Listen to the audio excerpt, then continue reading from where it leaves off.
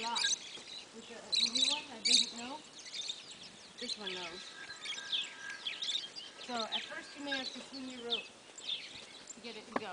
But pretty soon you just want to just be able to walk right through like that. You see how the front feet keep coming forward and on?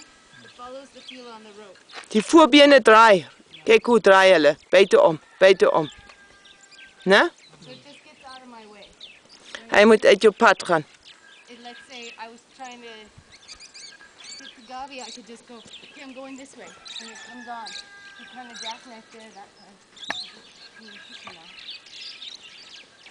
So it just moves out of my way. Yeah? Come on, I'm going this way. Yeah?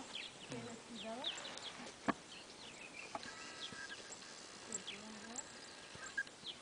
Don't shorten up, hiking.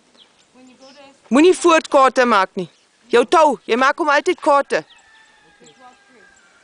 Loop net dat sy haar agter gaan draai. Draai jou dinges.